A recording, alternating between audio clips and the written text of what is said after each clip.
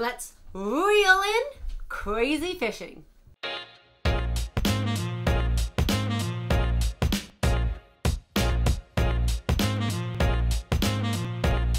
Talk about Crazy Fishing, a kids game by Devir Games.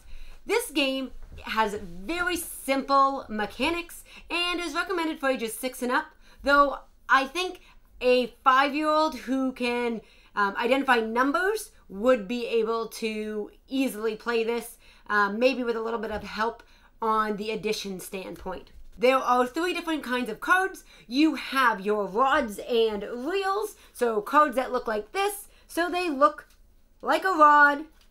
And there are also cards that have reels on them to give you a little extra speed. Then you have your bait cards, so they are lures, they're chum, or the vortex. And with these cards, your job is going to be to catch fish. You have a Fish Finder 2000 on your boat, and that is going to tell you the approximate size. So on the back of these cards, there are numbers that are telling you the approximate size of the fish. Then on the other side, you have a fish with one of the numbers from the back side.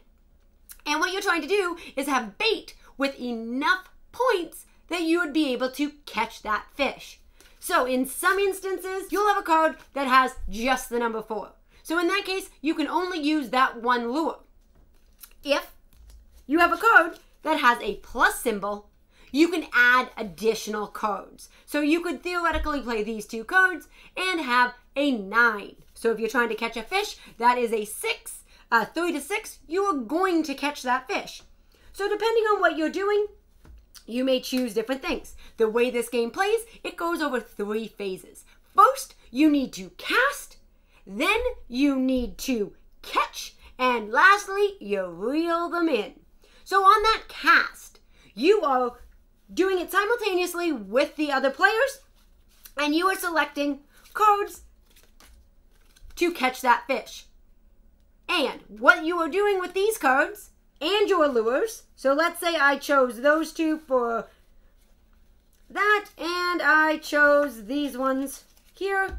So my hand that I'm going to play will be this combination. So the speed of my rod and reel combo is going to be what tells me who goes first in the fishing.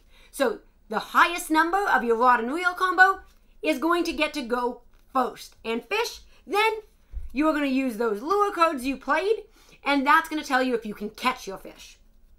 When you're going to catch a fish, the way that you do this is you choose a card from the top of the fishing sea that is not overlapped. So with my 4 points, I can choose either the question mark or the 2 to 4.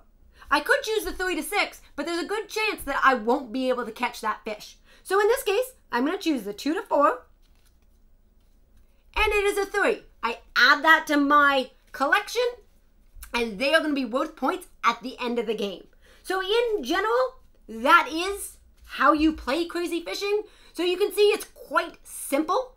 The reason this game has some decent replayability is they do give you a large stack of cards for your rods and reels. So you do have quite a substantial amount of variety there in what you get. In addition, same thing with your lures and bait. There are many cards for variety. And because you can only choose the cards on top of the sea that are not overlapped, you only have a little bit of choice when you're going to catch that fish each round. And with that, you have a lot of variety each time you play. So is this game simple? Absolutely. But it's a family game to play with children. Great if you love fishing, if you have some fishermen in the family, you know, grandpa loves to fish, great game to get for the grandkids. The only downside to this game, and I need to touch on it, I am a teacher, is they do have one card here. It's one of their masterclass fish that has glasses and buck teeth, and they call it the loser fish. Now, on the actual card itself, it doesn't say it. So Our workaround, it's on the last page of the rule book. You can just put a sticker over top of loser fish and give it a new name. Maybe he's the genius fish. Day and age, having a kids game with a loser, in our opinion, is not something that we can outright promote. We have talked to the publisher, and on reprints, they are going to change that name. It was an oversight, they said, and I do know the game comes out in multiple languages, so maybe it was a translation error from that standpoint. Otherwise, this is a really cute game for kids, especially if they do enjoy fishing.